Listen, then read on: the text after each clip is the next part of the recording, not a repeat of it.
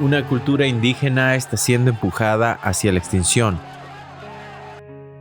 Las necesidades industriales modernas, sumadas a la corrupción política, están creando las condiciones para una devastación territorial masiva de una de las últimas áreas endémicas y biodiversas del planeta Tierra.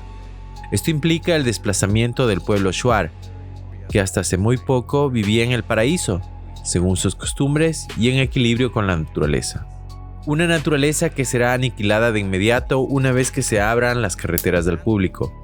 Hablamos con Sunki Chup, un joven líder de la comunidad de Maicans en la provincia de Zamora Chinchipe, al sureste de Ecuador. Estamos en la cordillera del Cóndor, entonces es una zona mega diverso, entonces bueno, no podemos detallarle qué tipo de animales son varias. Sabemos que en la Amazonía existen muchísimas eh, faunas, flora y fauna que no existen en otros lugares.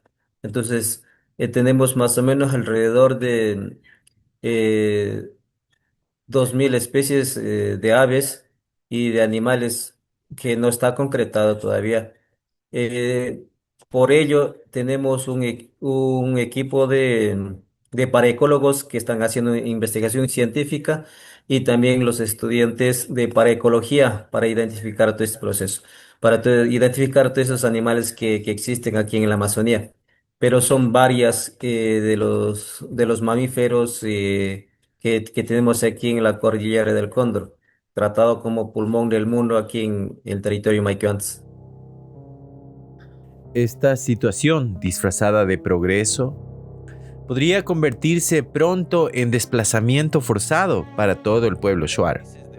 Y es uno de los efectos inmediatos del violento modelo político de Donald Trump, impulsado por intereses corporativos, el cual ha empoderado a gobernantes locales que replican su estilo de poder egoísta y favorable a las grandes corporaciones. Uno de estos líderes es Daniel Noboa, presidente de Ecuador. Si bien Noboa ha declarado la guerra a las bandas criminales, simultáneamente ha desatado una campaña asimétrica a gran escala contra sus opositores políticos y sus críticos. Su arsenal de guerra incluye un control casi total sobre los poderes legislativo y judicial, las Fuerzas Armadas y la policía, y lo que resulta crucial, la prensa. Esta última, salvo contadas y honrosas excepciones, ha sido comprada o aterrorizada hasta someterse. ¿Cree usted que hay una posibilidad de que se pueda resistir los 2 o 3 años de gobierno que le quedan a Daniel Noboa, que ha sido un gobernante muy fuerte, muy militarista? Nuestro compromiso es resistir porque estamos en nuestro territorio. No estamos en territorio prestado ni hemos comprado.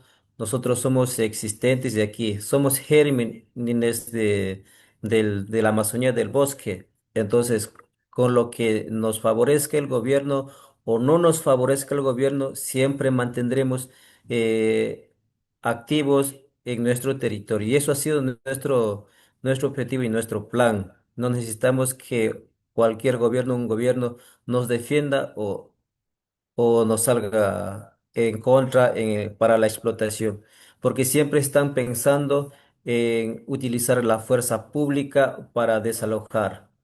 Entonces, eso no está bien. Entonces, de los derechos humanos tiene que estar al tanto para proteger a los pueblos y nacionalidades. Y si que hay interés, también ellos también pueden prestarse por estos intereses de las empresas transnacionales. Tampoco podemos confiar. Lo que sí tenemos que estar seguros nosotros y estamos seguros de que nosotros existiremos hasta las últimas consecuencias. El 26 de febrero de 2026, el régimen de Daniel Noboa aprobó una nueva ley minera que reduce las salvaguardas ambientales y abre la puerta a todo tipo de inversiones con rendimientos inciertos para el Estado, dando en la práctica luz verde a las empresas mineras para explotar plenamente el país. Hace menos de 20 años, en 2008, Ecuador redactó la que fue ampliamente considerada la constitución más ecológica de la Tierra, otorgando derechos a la naturaleza, un proceso que fue saboteado desde el principio y que ahora ha dado un giro de 180 grados bajo el mandato de Noboa, quien a su vez posee intereses mineros. Esto podría suponer una estocada mortal para las comunidades agrícolas locales y los pueblos indígenas, así como para la industria turística local, la cual depende de bosques vírgenes y de una biodiversidad inigualable. La ciudadanía ecuatoriana ha votado en múltiples referendos reafirmando su firme respaldo a los derechos de la naturaleza. Sin embargo, este hecho sigue siendo ignorado por el gobierno de Ecuador. Conversamos con Ángel Antip, expresidente de la nacionalidad Shuar.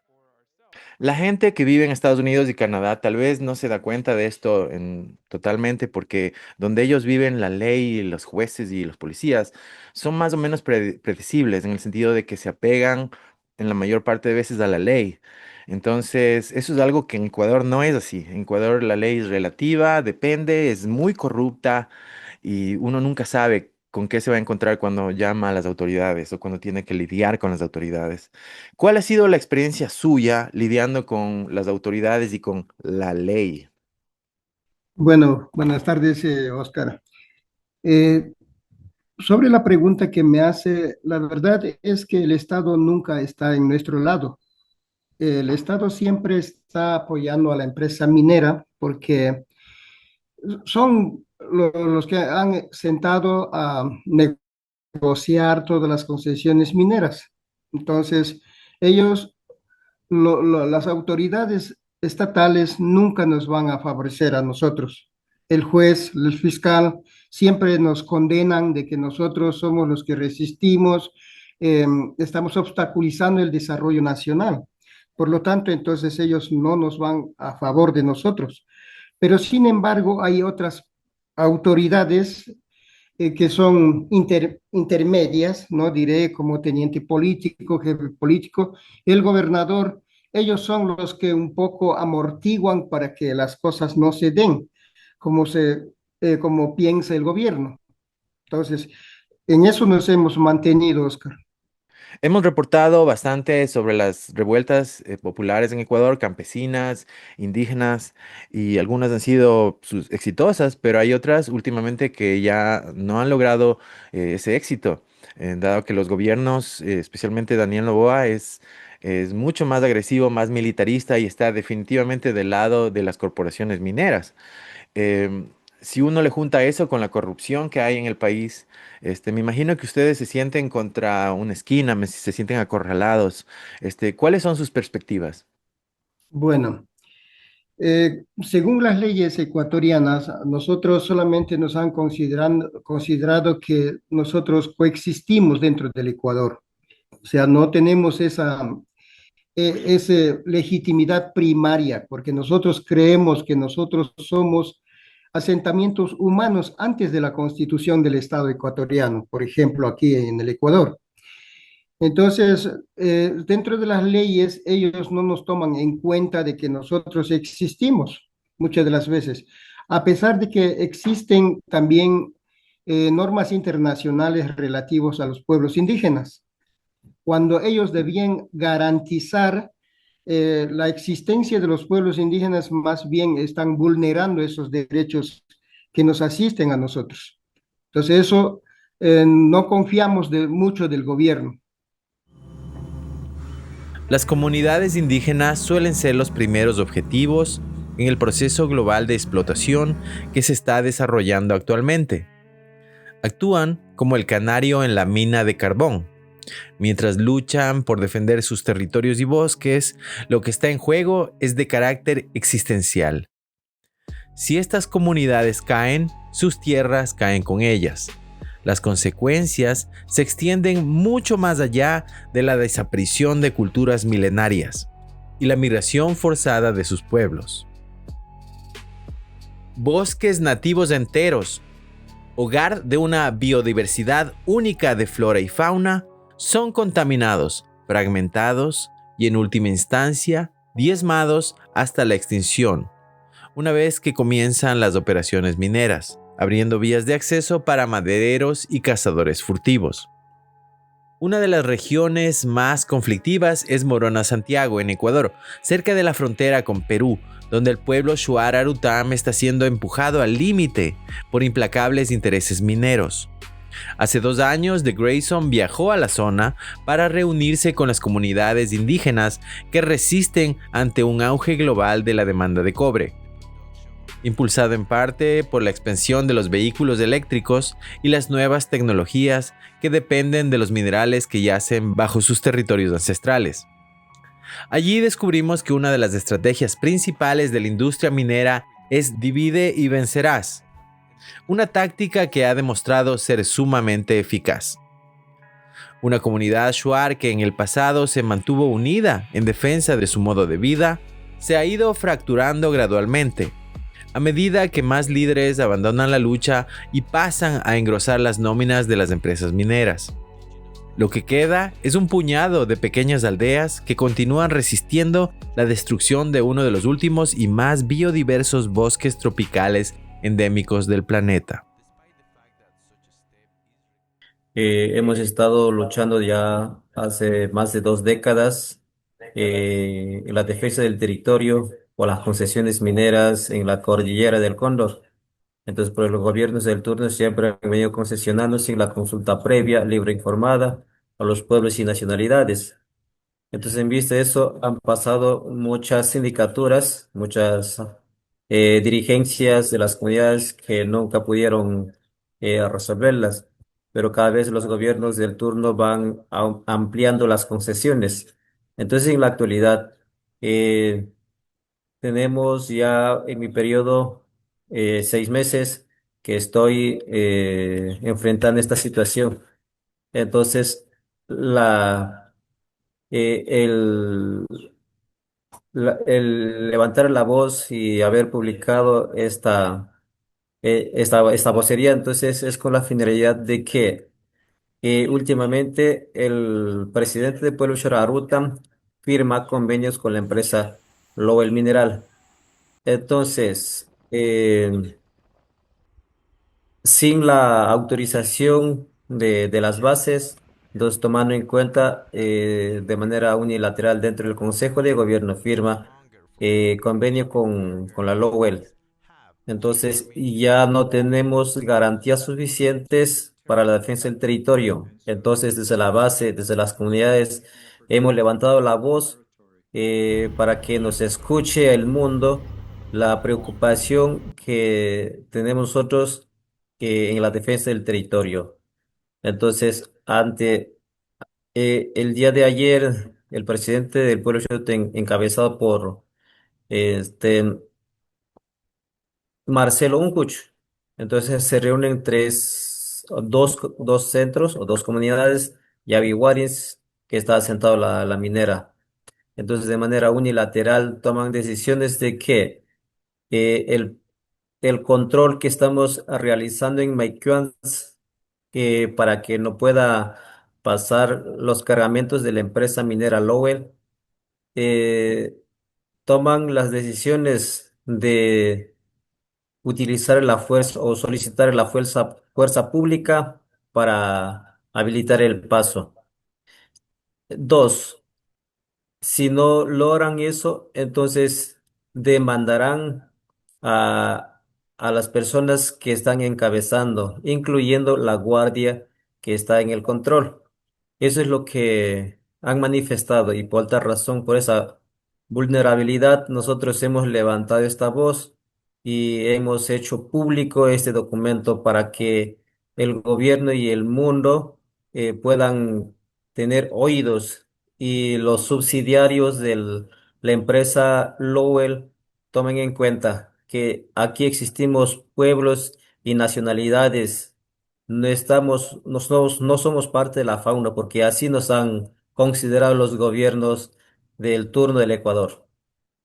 En Ecuador, las disposiciones constitucionales promulgadas en 2008 exigen que las comunidades indígenas sean consultadas con antelación y otorguen su consentimiento antes de que pueda proceder cualquier proyecto minero.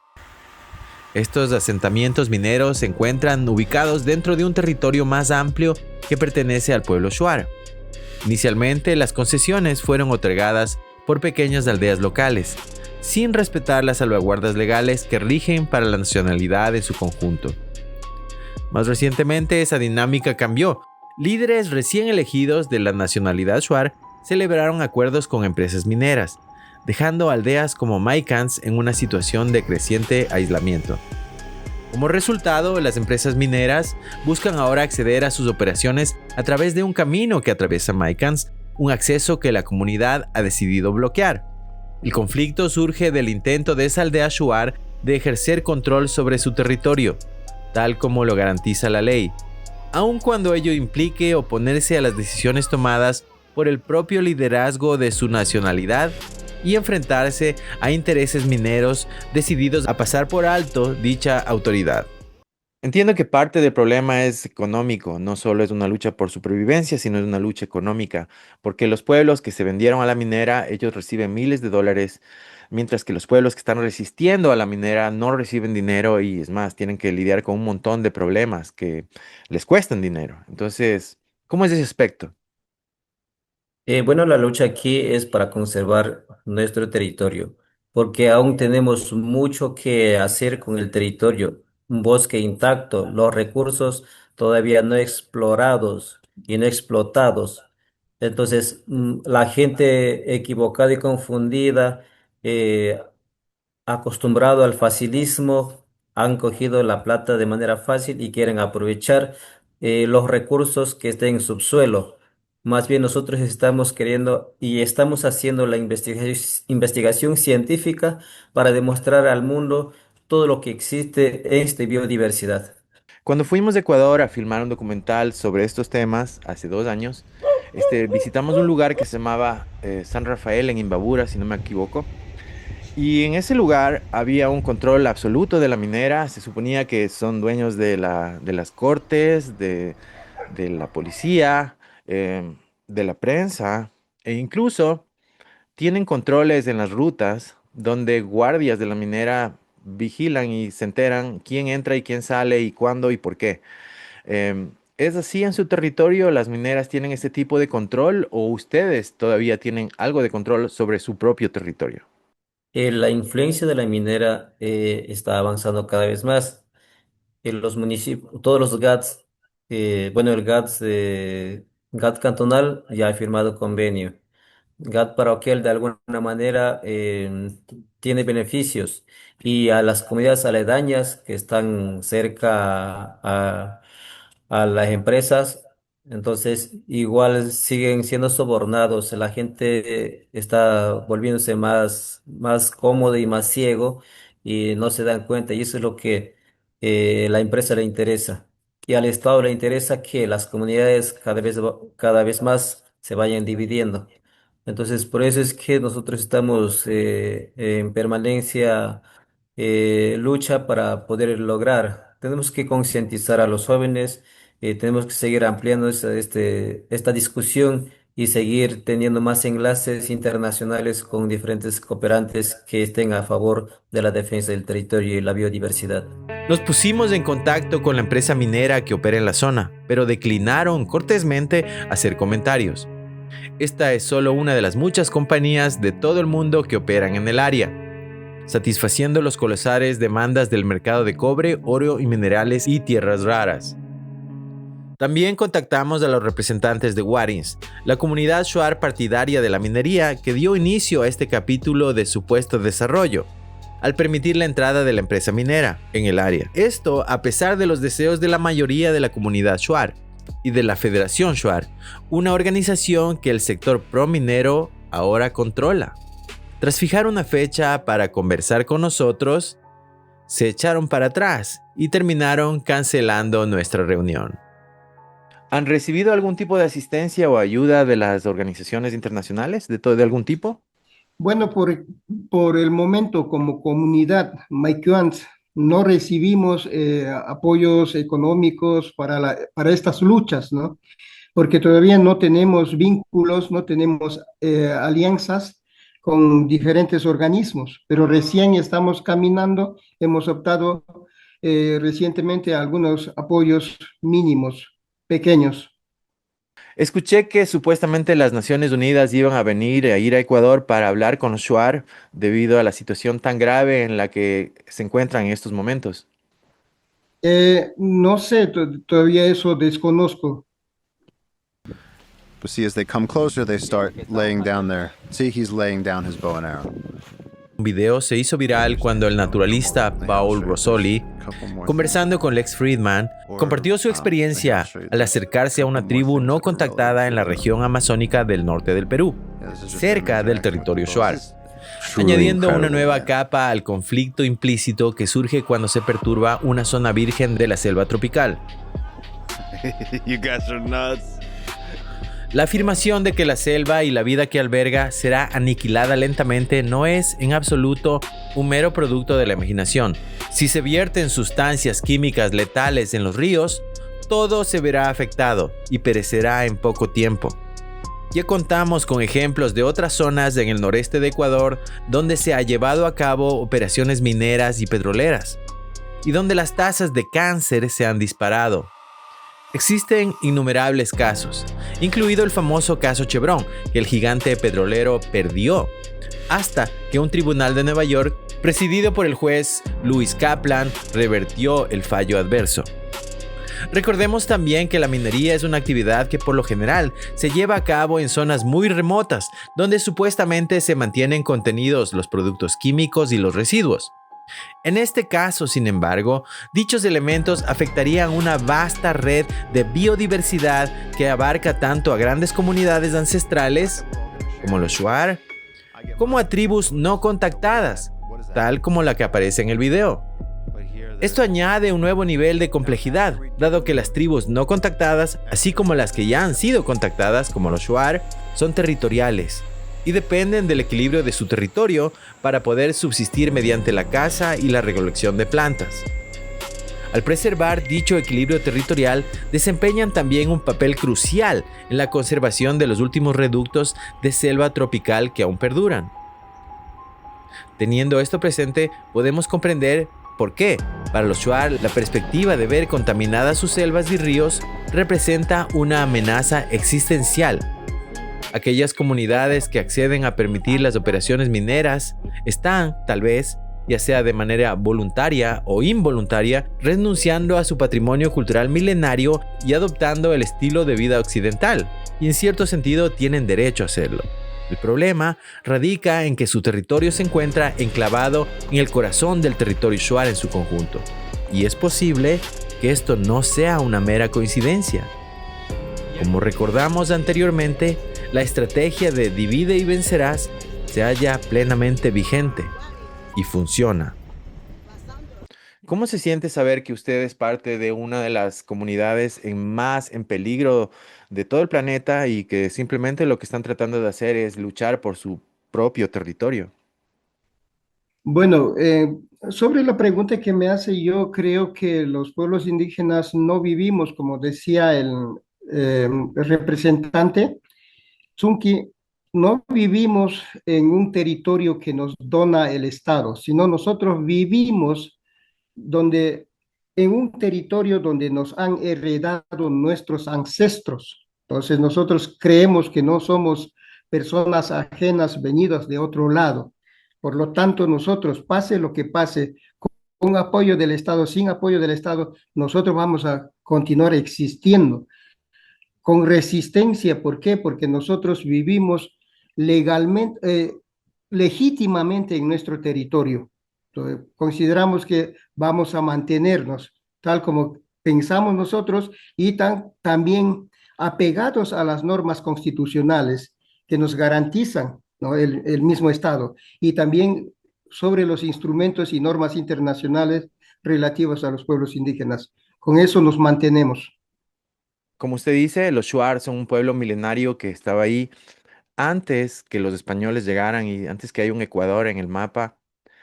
Y pensar que hay alguien que quiere ir a ese paraíso donde viven ustedes y abrir rutas que van a permitir que entren los cazadores y los madereros y destruir la montaña y poner piscinas llenas de veneno alrededor y pues, ese veneno se va eventualmente a a filtrar en la selva y es obvio que toda esa área va a morir y va a quedar básicamente estéril. Hay que ser bastante psicópata para querer hacer algo así en la selva. Am, Correctamente. Último, puedo dejar como por favor, mensaje, llamamos a la opinión pública y a la opinión, la comunidad internacional para que vayamos haciendo y vayan haciendo también la conciencia ambiental, defender la naturaleza. Eso es lo primordial, porque por efectos de la destrucción de los países desarrollados, sufrimos este tema de calentamiento global. Yo creo que la humanidad está perdiendo la conciencia y es brutal destruir esta ecología, esta biodiversidad que existe aquí en la cordillera del Cóndor. Según los datos, nosotros tenemos que aquí en la cordillera del Cóndor hay especies endémicas que todavía no se han descubierto. Entonces hay que hacer un estudio científico para descubrirla y saber exactamente la importancia de estos animales, ¿no? Tanto la flora y la fauna. uno de los conflictos que observamos cuando visitamos su territorio es que los jóvenes Shuar, en alguna medida tendían a querer alejarse de la cultura milenaria que ustedes practican y que es su vida, su cosmovisión. Además de eso, tienen el problema de este ataque externo de las mineras y el Estado ecuatoriano.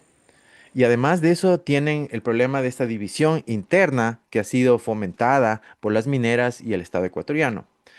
Ante todo esto, ¿cómo está el espíritu de los jóvenes Shuar?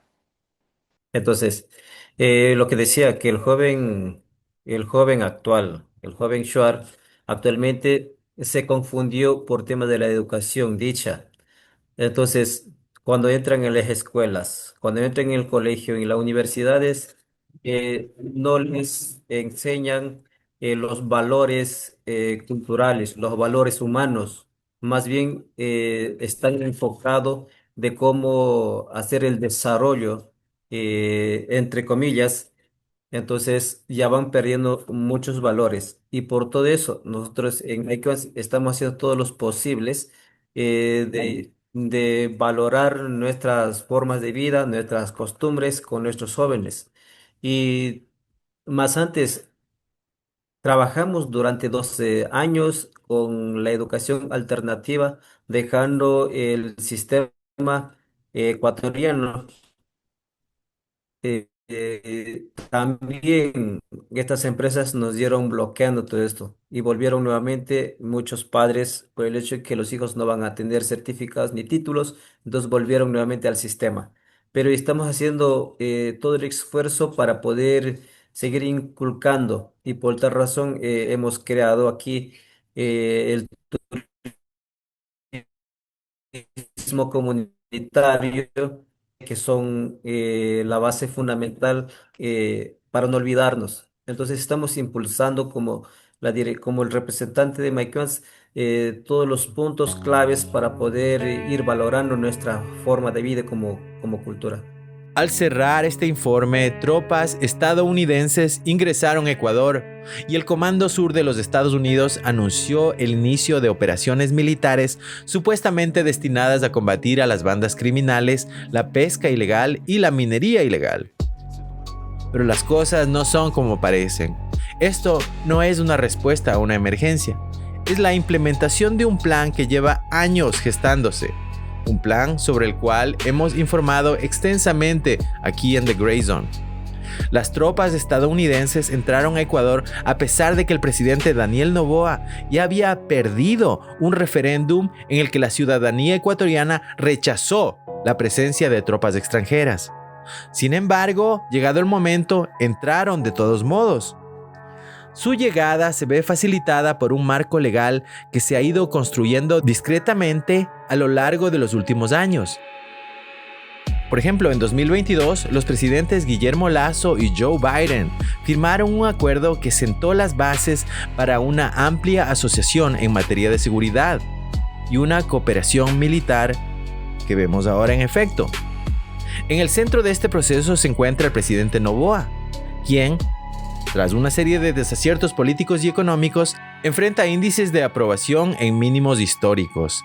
De no ser por el control que ejerce su gobierno sobre instituciones estatales clave, incluida la autoridad electoral, sus posibilidades de reelección serían nulas. De hecho, Noboa enfrenta llamados para la destitución de su cargo.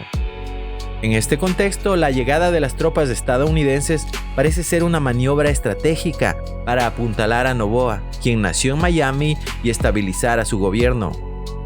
El lenguaje que sustenta esta política se encuentra en la Ley de Autorización de Defensa Nacional de los Estados Unidos para el año fiscal de 2023, la cual insta a la neutralización no solo de grupos criminales y de narcotráfico, sino también de mineros y pescadores ilegales, precisamente los objetivos citados a medida que las tropas ingresan al país, amparadas por una inmunidad total ante la ley ecuatoriana en virtud de los acuerdos firmados en 2022. Pero dicho marco también hace referencia a la confrontación de amenazas internas, categoría que, según la creencia generalizada, incluye al movimiento político correísta, asimismo al sector indígena y antiminero, los cuales ya enfrentan una intensa persecución política y judicial. El acuerdo asimismo señala a países como Rusia, Cuba y China, naciones que antes habían mantenido estrechas relaciones con Ecuador y que ahora han sido expulsadas del país por Noboa. Y finalmente plantea una interrogante que se cierne sobre los conflictos descritos en este informe. ¿Ayudarán las tropas estadounidenses a reprimir la creciente resistencia indígena y antiminera frente a la ola de nuevos proyectos mineros promovidos por el gobierno de Noboa? ¿Ayudarán las tropas estadounidenses a Noboa a lidiar con su problema antiminero? Vamos a estar observando.